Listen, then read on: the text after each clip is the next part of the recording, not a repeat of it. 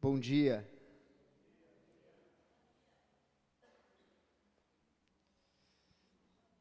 Muito bom. Por alguns anos, os jovens que reúnem lá conosco, nós reuníamos aqui nesse salão. E foi um tempo muito precioso. E é muito bom estar aqui de novo nesse púlpito, junto com os irmãos que nós amamos muito, o César, o Adriano, os irmãos que têm servido aqui. Queria te convidar a abrir comigo em Romanos. Pega a tua Bíblia, ou o aplicativo da Bíblia, o que você tiver aí disponível, e abre comigo em Romanos 13.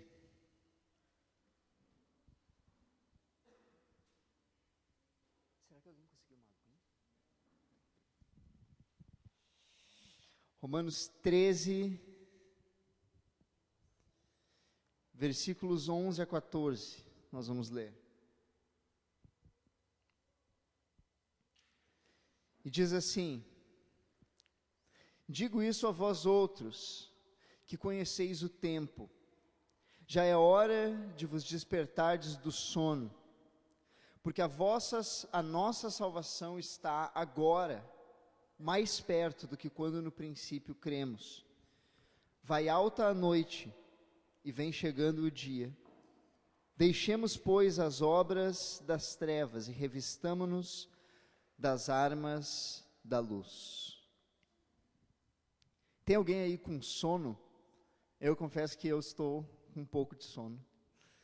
Vim tomando café no carro, e é normal num domingo de manhã nós estarmos um pouco cansados. Se eu ver alguém cochilando aí, pode deixar que eu falo um pouco mais alto assim no microfone, e eu te ajudo a acordar. Mas quando nós falamos biblicamente sobre sono, existem dois sentidos, duas conotações, dois significados bíblicos para sono. Existe descanso espiritual, existe descaso espiritual.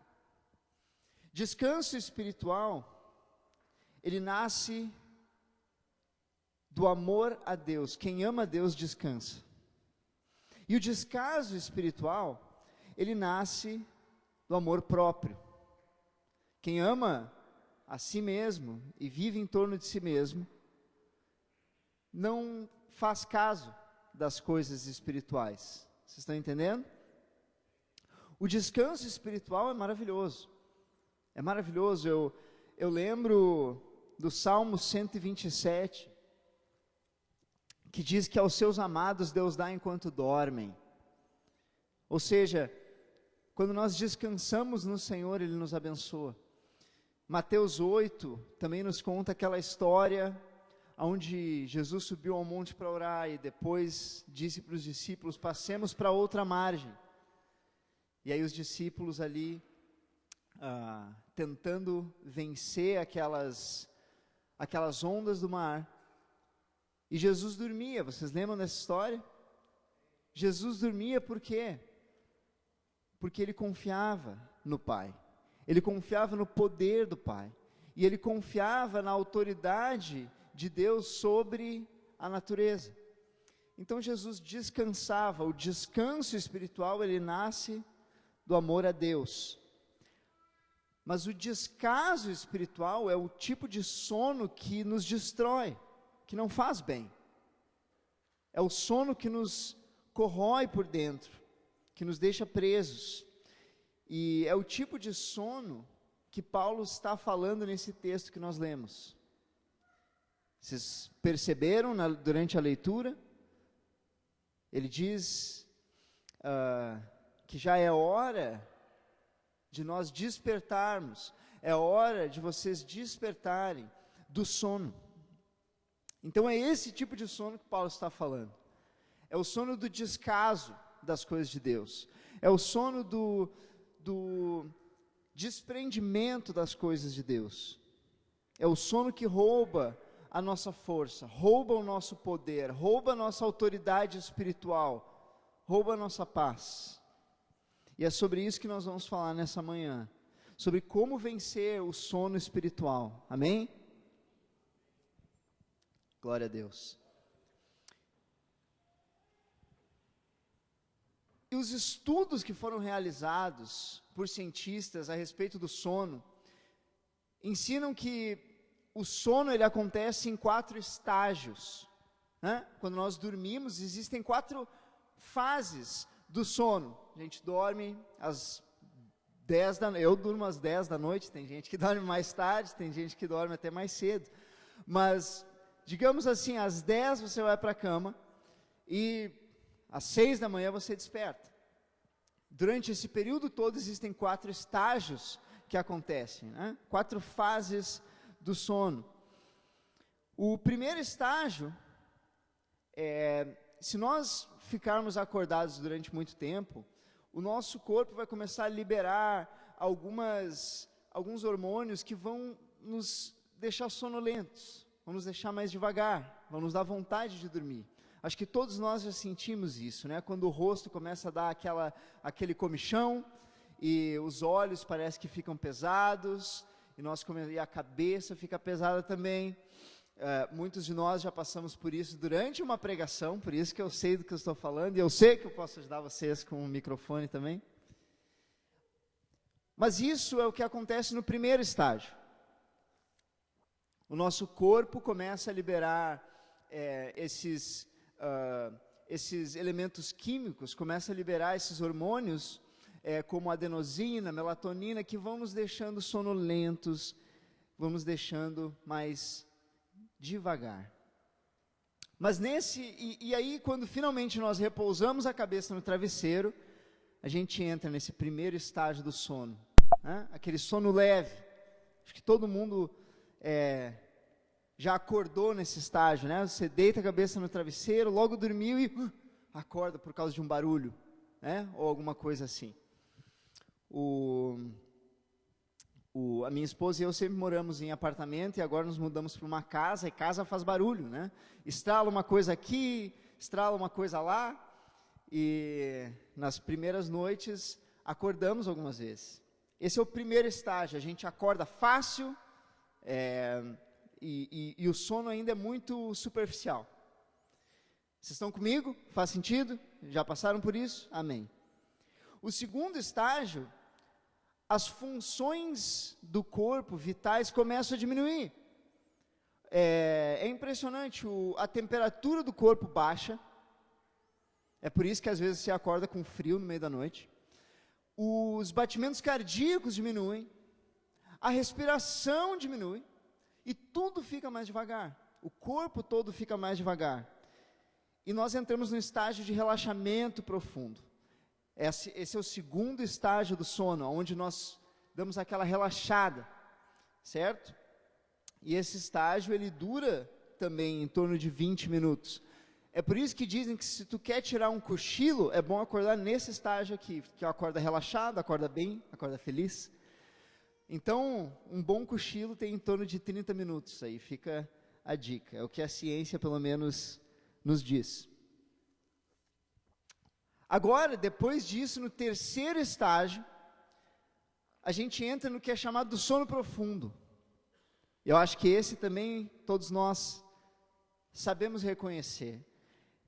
Agora o nosso corpo começa a trabalhar para renovar o nosso sistema imunológico, né? Por isso que quem está doente é bom dormir bastante, né? Porque nesse estágio o corpo começa a dar um reset, ele começa a reiniciar os nossos sistemas, o nosso sistema imunológico, o nosso sistema nervoso, tudo começa a ser restaurado durante esse período, certo? E esse sono é profundo mesmo, nós ficamos assim totalmente alheios a tudo que está acontecendo. Eu durmo profundo mesmo, então assim, pode acontecer alguma coisa, pode sacudir a cama, que é difícil de me tirar desse estágio aqui. E por fim, tem o quarto estágio ainda, ok? Que é chamado do sono REM. REM, os cientistas deram esse nome, e é o momento onde os sonhos acontecem. É durante essa última parte da noite. Às vezes a gente diz assim, eu sonhei a noite toda. Essa é a impressão que a gente tem, mas os sonhos acontecem nesse último período, nesse momento assim, logo antes de acordar, aonde, olhem que impressionante como Deus nos criou. O nosso cérebro, ele começa a processar tudo que a gente viveu durante o dia. E ele pega essas informações e ele começa, essa informação é importante, eu vou salvar ela aqui na memória, mas a longo prazo. Essa informação não importa, eu vou jogar ela para cá. Isso aqui é bom, isso aqui eu vou deixar junto com essa outra informação aqui. Então o cérebro começa a organizar as coisas na nossa cabeça. E é por isso que a gente sonha. E é por isso que às vezes nossos sonhos são malucos. Porque pega uma informação daqui, junta com uma coisa de lá e joga para um outro canto aqui, e às vezes a gente sonha com um cavalo que estava voando e no fundo do oceano e não sei o quê. Então, esse é o último estágio, ele é o mais profundo. Nesse estágio, assim, a nossa mente, ela cria uma realidade que nem existe. Ok? E quando nós falamos sobre o sono físico, esses estágios, eles são muito importantes para nós. Muito importantes. É importante que todos nós tenhamos uma boa noite, todas as noites. Mas quando falamos do sono espiritual, ok? Quando falamos do sono espiritual, quanto mais profundo nós dormimos, menor é a chance que nós temos de acordar. Quando nós dormimos em relação às coisas de Deus, quando nós dormimos o sono do descaso espiritual, mais difícil é de nós acordarmos. Vocês estão entendendo o risco disso? Então eu quero trabalhar com vocês 4 exemplos bíblicos de pessoas que dormiram. E como esses exemplos podem ajudar a identificar o sono espiritual na nossa vida. Ok? E para cada um desses estágios, se nós temos esses estágios do sono natural, né, o sono leve, aí vai indo até o sono mais pesado, e tem o sono que faz os sonhos e tal. Eu dei um nome para cada um desses estágios do sono espiritual, e isso nos ajuda a lembrar, e nos ajuda a sondar a nossa própria vida. Em primeiro lugar, nós temos o sono da autocentralidade. Esse é o primeiro tipo de sono espiritual. É o primeiro estágio. E eu quero ler com vocês rapidamente em Cânticos 5, de 2 a 6. Cânticos 5, de 2 a 6. Isso fica depois de Provérbios, depois de Eclesiastes. Cânticos 5. E ali nos conta uma história. Cânticos 5, de 2 a 6. A esposa, a Sunamita, ela fala sobre uma experiência que ela teve. Ela diz assim: eu dormia, mas o meu coração velava. Eu dormia, mas o meu coração velava. Então ela dormia, mas o coração estava acordado ainda. Vocês percebem que esse é um estágio inicial. Eis a voz do meu amado que está batendo. Abre-me, irmã minha, querida minha, pomba minha, imaculada minha, porque a minha cabeça está cheia do orvalho, e os meus cabelos das gotas da noite. Okay? E aí ela vai responder. Ela vai dizer: eu já tirei a minha túnica, vou vesti-la outra vez? Já lavei os pés, tornarei a sujá-los? O meu amado meteu a mão por uma fresta, e o meu coração se comoveu por amor dele. Levantei-me para abrir ao meu amado, e as minhas mãos destilavam mirra. Prestem atenção, tudo que ela enxerga aqui é ela mesma. Os meus pés, a minha túnica, as minhas mãos, a minha mirra. E os meus dedos, mirra preciosa sobre a maçaneta do ferrolho. E aí ela diz: eu abri ao meu amado, mas ele já se retirara. tinha ido embora. A minha alma se derreteu quando antes ele me falou. Busquei-o e não o achei. Chamei-o e não me respondeu. Esse é o estágio inicial. Esse sono ainda é um sono leve, mas ele é o sono da autocentralidade. É o sono de alguém que está preocupado demais consigo mesmo. Alguém que se ama demais. E aí ela diz: eis a voz do meu amado que está batendo. Existe um chamado do Senhor por comunhão. Existe um desejo de Deus por estar com você. Existe um clamor no coração de Deus por estar junto. Mas ela responde: eu já tirei a túnica, vou vestir de novo. Eu já lavei os pés, vou sujá-los de novo. E o meu amado meteu a mão por uma fresta. Então existe algo no coração do Senhor por essa pessoa. Existe uma insistência de Deus por essa pessoa. A mão do Senhor ali entrando pela fresta da porta. Um amor, um desejo. Aí ela diz: eu levantei para abrir ao meu amado, e as minhas mãos destilavam mirra, e os meus dedos mirra preciosa sobre a maçaneta do ferrolho. Essa pessoa, ela ama Jesus. Essa pessoa que ama Jesus.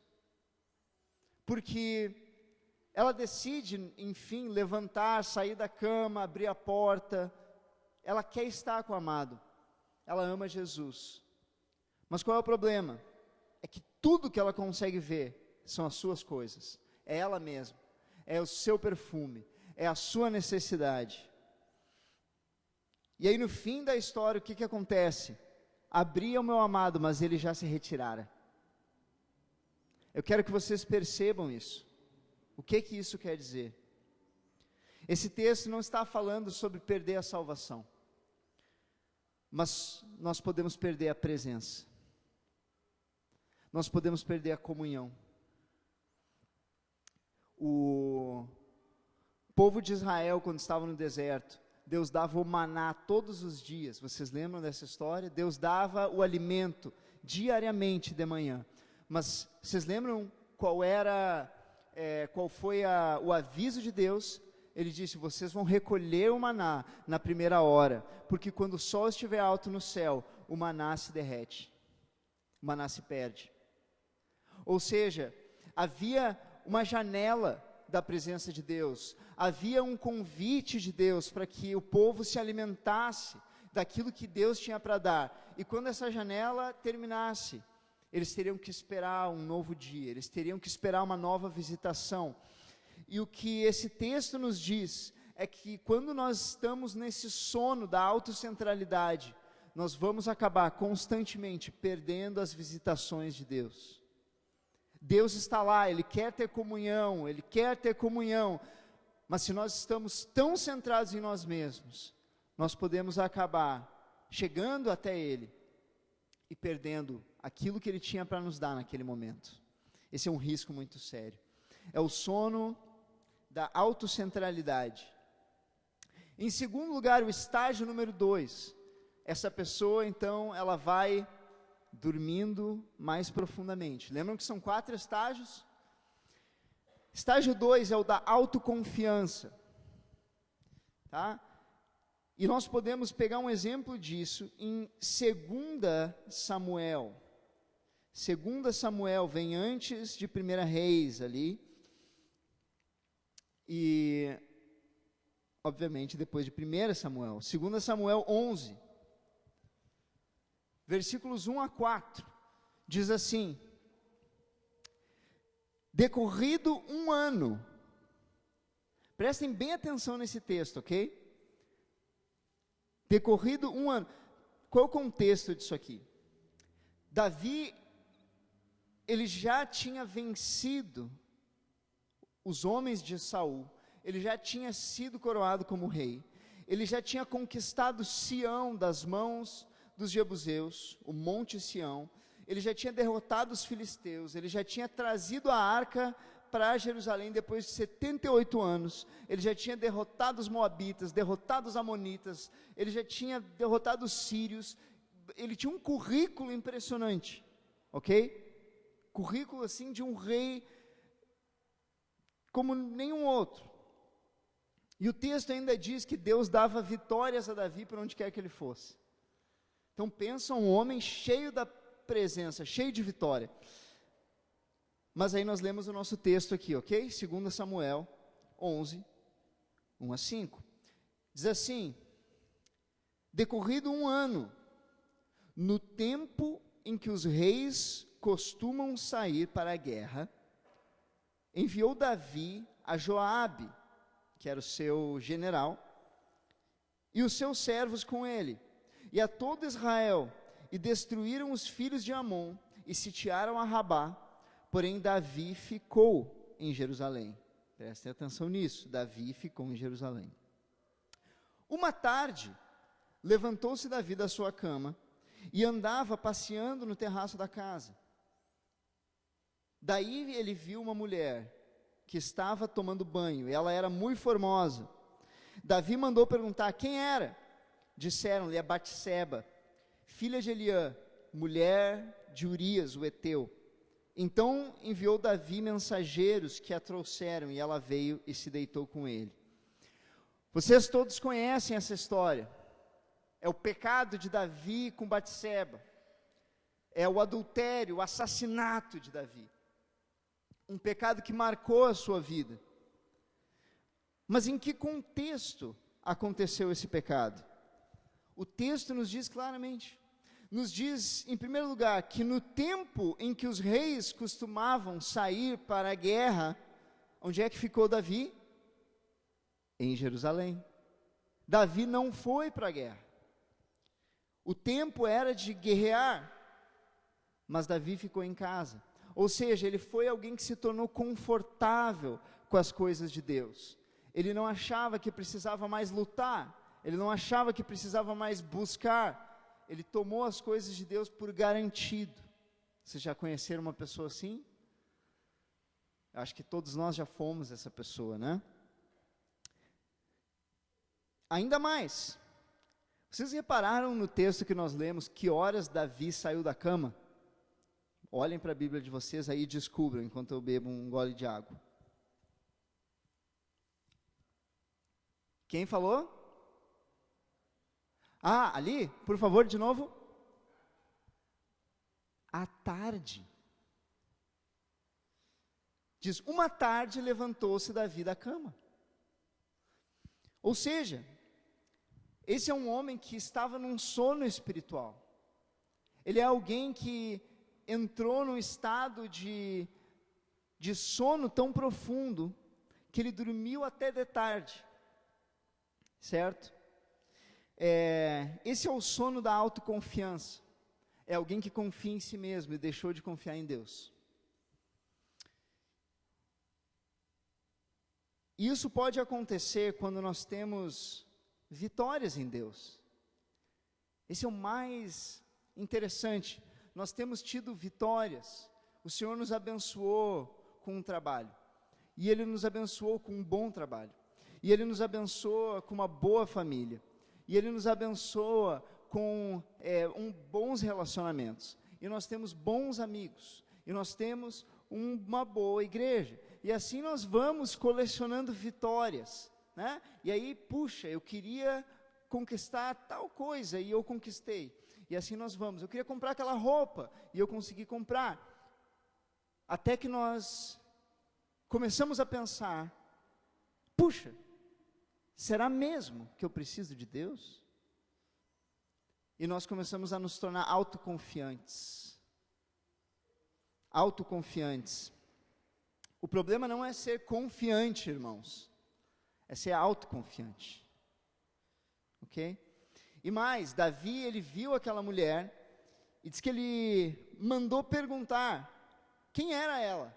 Ou seja, Davi viu o pecado e ele começou a investigar aquele pecado. Na cabeça dele, ele começou a se envolver com aquele pecado. Ele começou a pesquisar, puxa, quem ela é? De onde é que ela vem? Como será que é a voz dela? E ele ficou envolvido nesse pecado na sua cabeça. até que finalmente ele foi atrás, e ele foi consumido completamente pelo seu pecado. Esse é o sono da autoconfiança, é um sono mais profundo, onde nós estamos relaxados, e nós não nos preocupamos mais com as guerras de Deus, não nos preocupamos mais com as batalhas de Deus, e nós estamos simplesmente vivendo a vida. E esse sono ele vai nos envolvendo completamente. Então até agora nós já vimos o sono da autocentralidade, o sono da autoconfiança. Obrigado, meu irmão. E o terceiro sono, o terceiro estágio do sono, é o sono da autossuficiência. Autossuficiência é diferente de autoconfiança.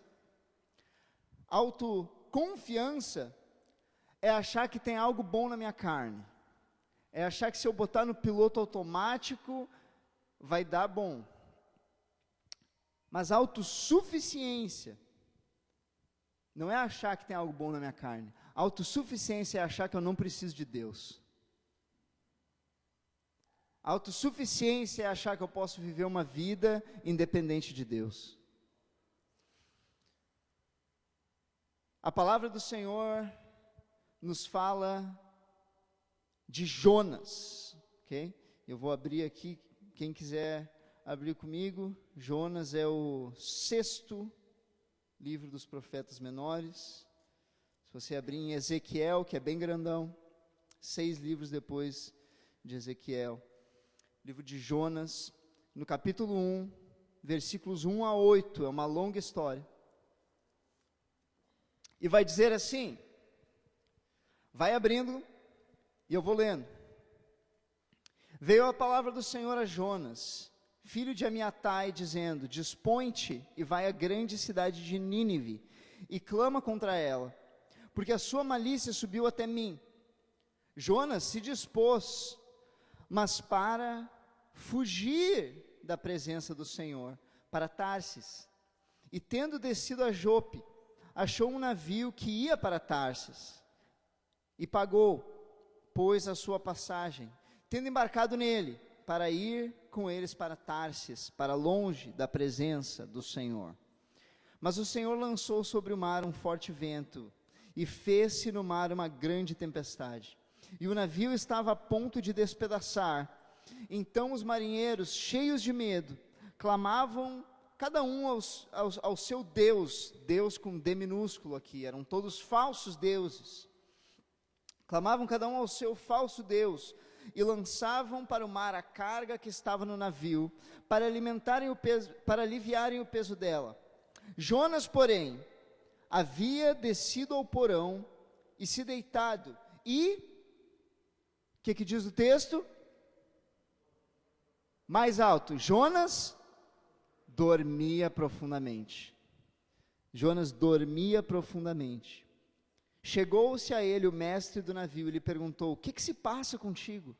Agarrado no sono? Levanta-te, invoca o teu Deus. Talvez assim, esse Deus se lembre de nós, para que não pereçamos. Ok? Então, rapidamente, qual é a lição que essa história de Jonas, ela nos ensina? Deus chamou a Jonas, um profeta, para ir para a grande cidade de Nínive, e diz ali que ele se dispôs, mas para fugir da presença do Senhor, para Tarsis, né? Lembram que no primeiro estágio nós falamos que vocês podem perder a presença? Nesse estágio, a gente foge da presença, a gente quer ir para longe de Deus, o que é absurdo, porque nós sabemos que o Salmo 139 nos pergunta assim: para onde fugirei da tua presença? Se eu vou no mais alto monte, ali tu estás. Se eu faço a minha cama no mais profundo abismo, lá estás também. Não tem para onde fugir da presença de Deus, mas alguém que está num sono profundo espiritual, quer fugir. Misericórdia, irmãos. Misericórdia.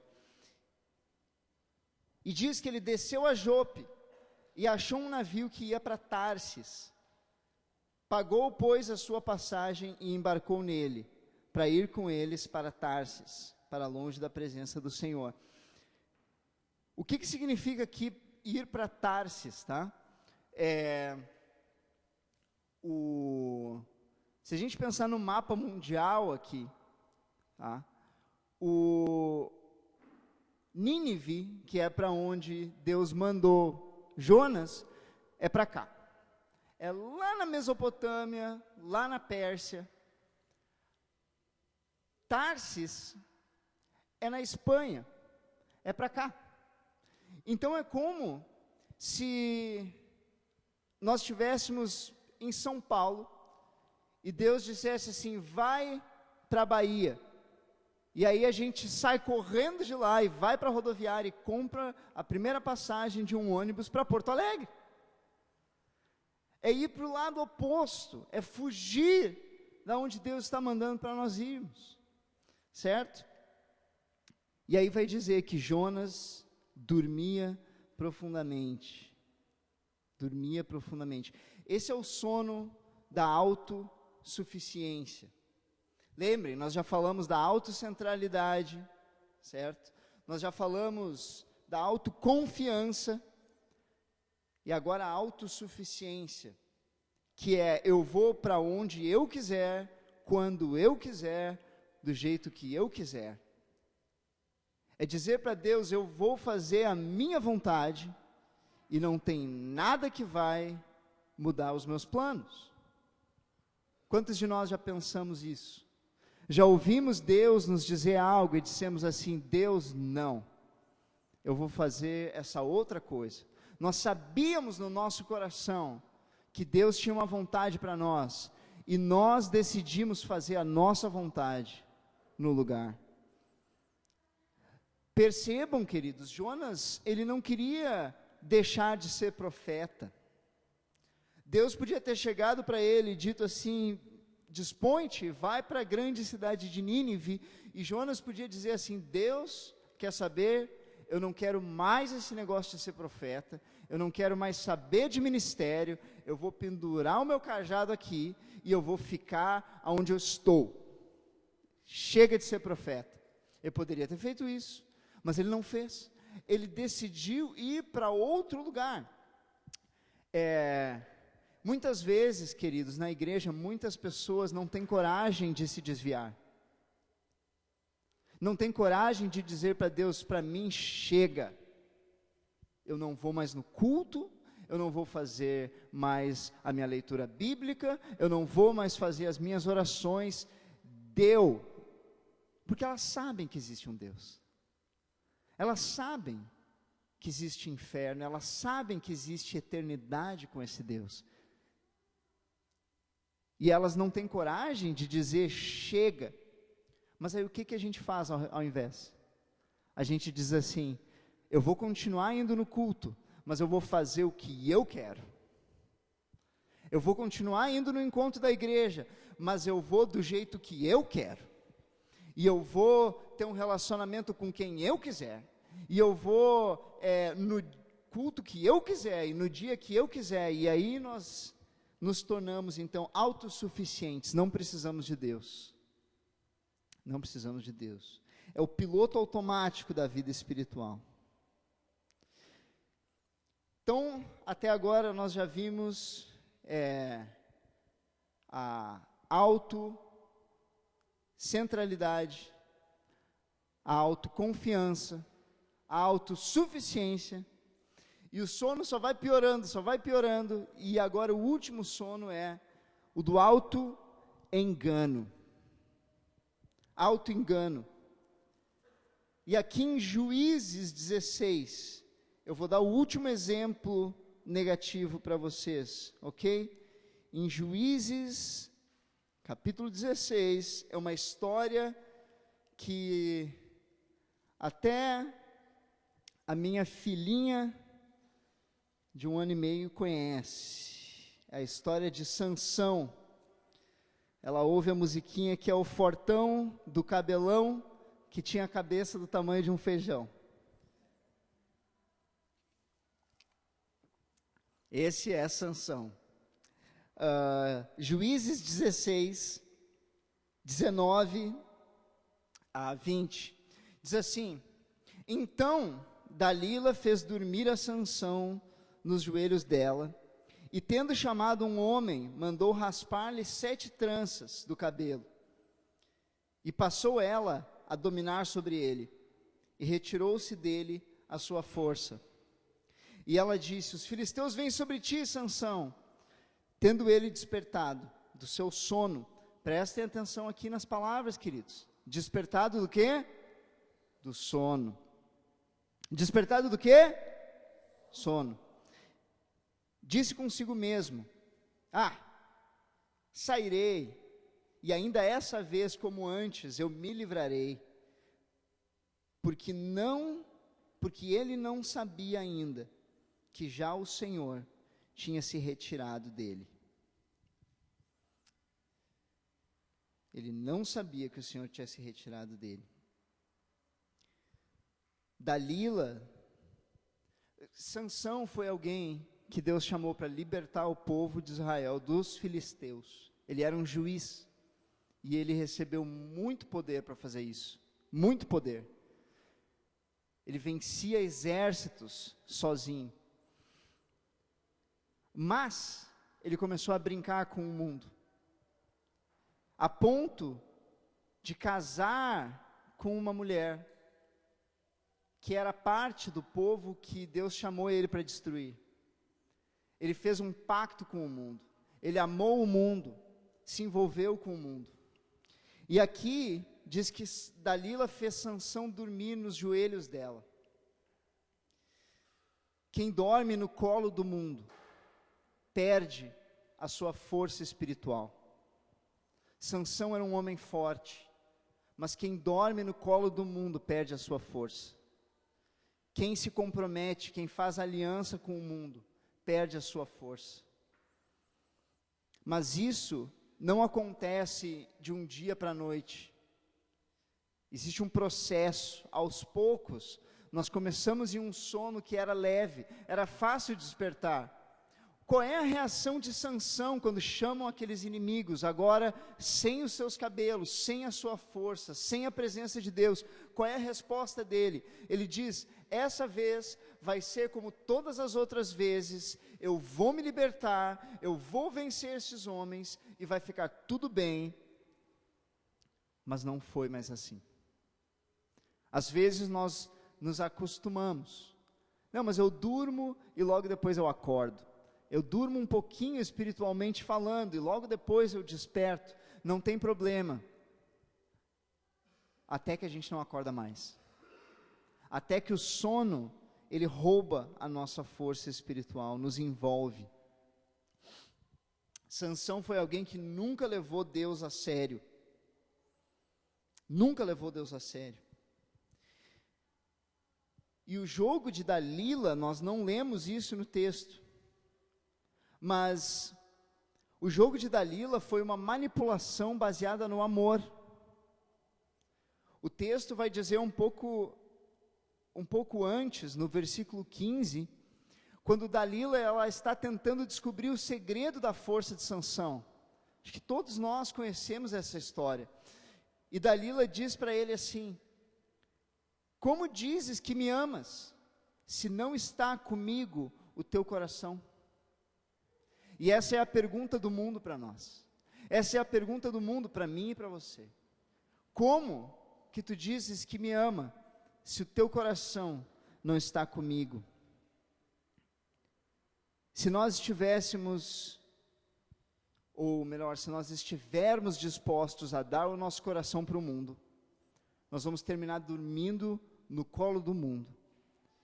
E vamos acabar sem força, sem poder, sem presença, porque nós enganamos a nós mesmos.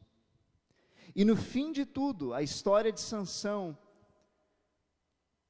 ele é capturado, e mais adiante, vai dizer assim, versículo 25, diz assim: os filisteus, agora Sansão é um prisioneiro, eles dizem assim: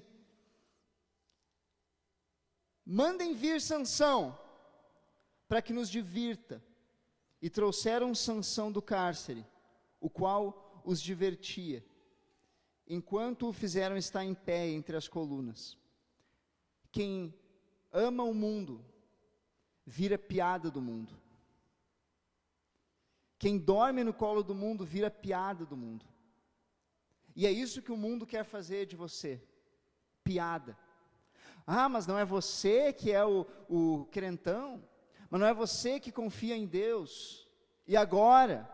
E essa situação na tua vida, é o que o mundo quer fazer, é nos transformar em piada, para a sua própria diversão. Mas agora nós vamos concluir, queridos, com um bom exemplo, porque até agora nós fomos indo de mal a pior, né? Nós vimos sonos muito ruins, e que foram piorando e piorando e piorando. Mas agora eu quero te convidar a você abrir em Lucas 9, 29. Abre em Lucas 9, 29. Que diz assim, Lucas capítulo 9, versículo 29. Diz assim: e aconteceu que enquanto Jesus orava, esse é o monte da transfiguração, ok? A aparência do seu rosto se transfigurou, e as suas vestes resplandeceram de brancura. Eis que 2 varões falavam com ele, Moisés e Elias, os quais apareceram em glória, e falavam da sua partida, que ele estava para cumprir em Jerusalém. Prestem atenção agora. Pedro e seus companheiros se achavam premidos de sono. Premidos de sono, essa expressão significa que eles estavam dominados de sono. Eles estavam cheios de sono.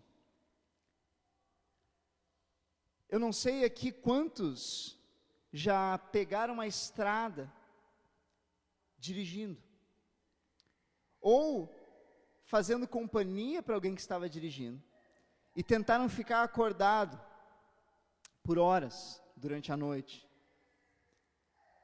Quem já passou por isso sabe o que significa essa expressão. Significa que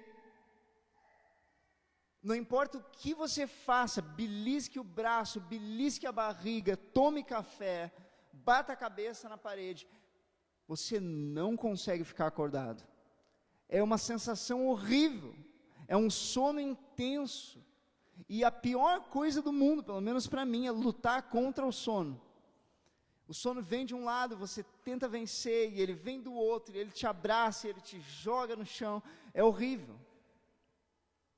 Ok? Mas vejam o que o texto continua dizendo, lá em Lucas 9. Pedro, Tiago e João se achavam premidos de sono, mas, conservando-se acordados, viram a glória, e a glória dos varões que estavam com ele. Esse é um belo fim para a nossa mensagem. Se eles se mantendo acordados, eles viram a glória.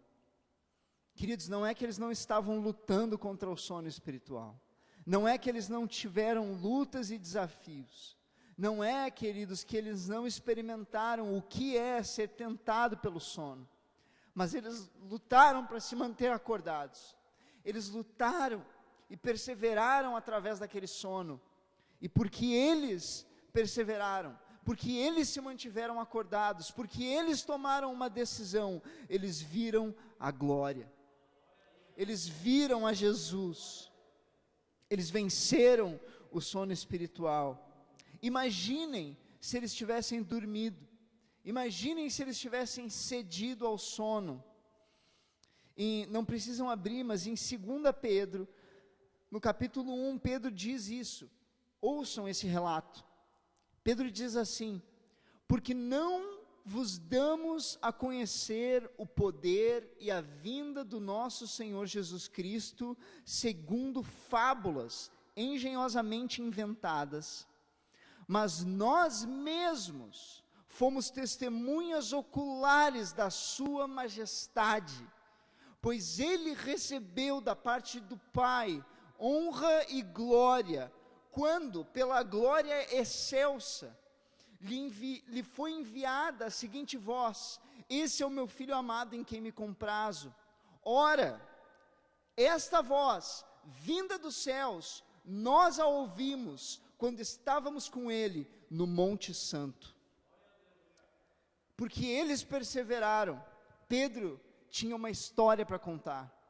Porque eles perseveraram. Pedro tinha um testemunho. Nós vimos a glória.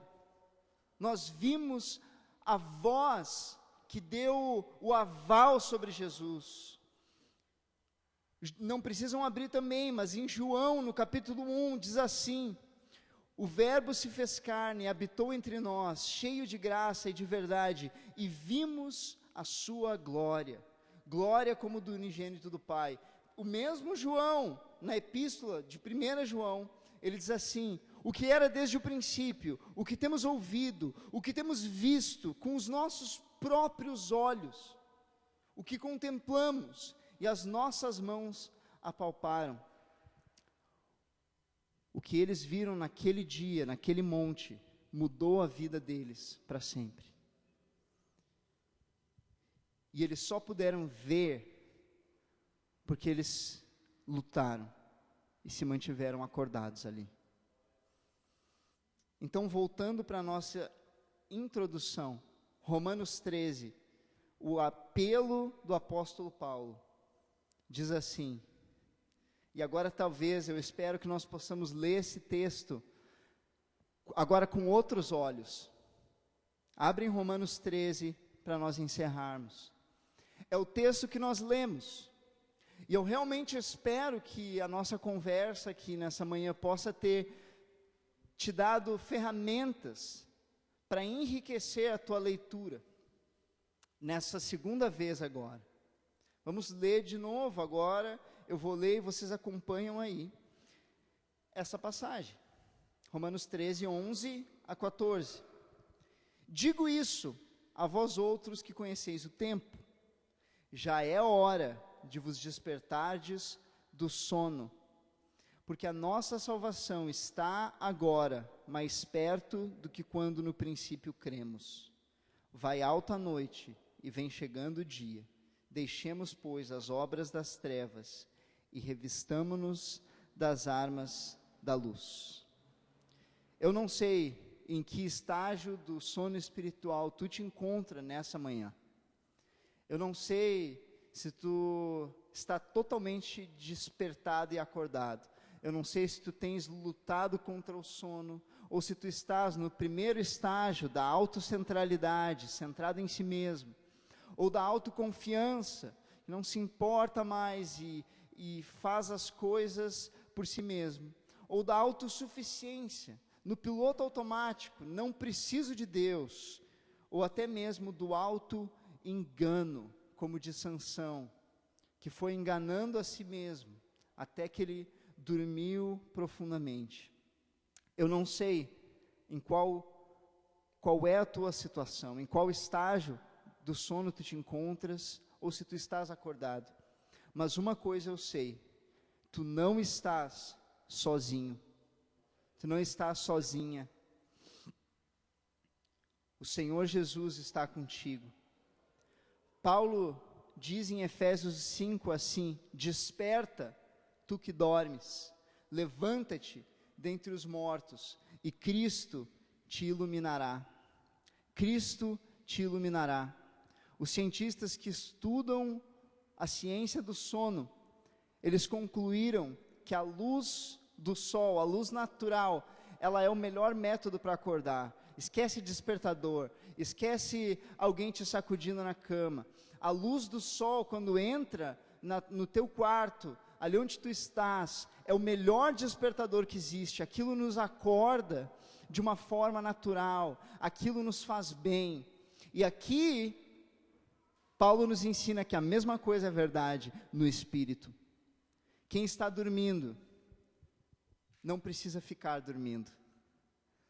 Quem está dormindo tem a Cristo, e pode clamar a qualquer momento, a qualquer hora da noite, a qualquer estágio do sono, tu podes clamar, e Cristo te iluminará.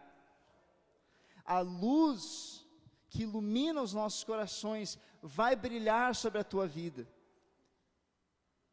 e Ele vai te despertar, mas precisa haver uma decisão, precisa haver um compromisso com Jesus. Eu não quero ficar dormindo, eu não quero ficar nessa letargia, nesse sono, nessa lentidão. Eu não quero permitir que o sono espiritual tome conta da minha vida, amarre as minhas pernas, me impeça de progredir. Eu quero avançar, eu quero acordar, eu quero estar totalmente acordado para ver a glória. Eu quero ver a Jesus, eu quero conhecer a Jesus, eu quero ter uma história para contar, eu quero que a minha vida seja mudada por Jesus, eu quero ter o testemunho de alguém que não dormiu, o testemunho de alguém que despertou, que venceu o sono. E a palavra, a promessa de Deus, eu quero acreditar que todos aqui creem que a palavra de Deus não pode errar, que ela é infalível, inerrante. Se você crê assim, a promessa de Deus é assim: desperta, ó tu que dormes, levanta-te dentre os mortos, e Cristo te iluminará. Ele vai te iluminar. A luz que tu precisa, Ele te dará. Ele não vai falhar. Amém? Vamos orar juntos. Oh, Jesus. Querido Senhor, nessa manhã, Senhor, os corações aqui nesse lugar, Tu conhece cada um, Senhor. Tu conhece, Senhor, as histórias. Tu conhece, Senhor, até mesmo as desculpas, as justificativas que têm sido dadas. Tu conheces, Senhor, a preguiça espiritual de cada um de nós, Senhor, mas Tu não nos olhas com um olhar de condenação, Tu nos olhas com um olhar de misericórdia, Senhor. Nessa manhã, Tu nos vês, Senhor, como filhos amados, e Tu queres nos despertar, Senhor, Tu queres, Senhor, nos iluminar, brilhar a Tua luz sobre a nossa vida, Senhor, nos levar, Senhor, a algo novo no Espírito, nos levar, Senhor, a algo novo, Senhor, uma história para contar, Senhor, nos levar a um testemunho novo, Senhor, a uma glória nova, Senhor. Tu deseja nos levar nessa manhã, Senhor, a um despertar no Espírito, Senhor, não algo apenas para esse dia, não algo apenas para essa tarde que vem chegando, Senhor, mas algo para a nossa vida inteira, Senhor, um novo olhar, Senhor, uma nova forma de ver, Senhor, um despertar, Senhor. Nós Te pedimos, Senhor, cada um aqui, Senhor, que agora sentado no seu lugar, faz uma oração, Senhor. Cada um aqui, Senhor, que sentado no seu lugar, decide mudar, decide despertar. Senhor, eu peço que a Tua luz brilhe nessa hora, Senhor. Ilumina, Senhor, os corações. Ilumina aqueles que decidiram despertar nessa manhã, Senhor. Que decidiram romper, Senhor, com o sono. Ilumina, Senhor. Ilumina, Senhor. Nós Te pedimos, em nome de Jesus. Amém.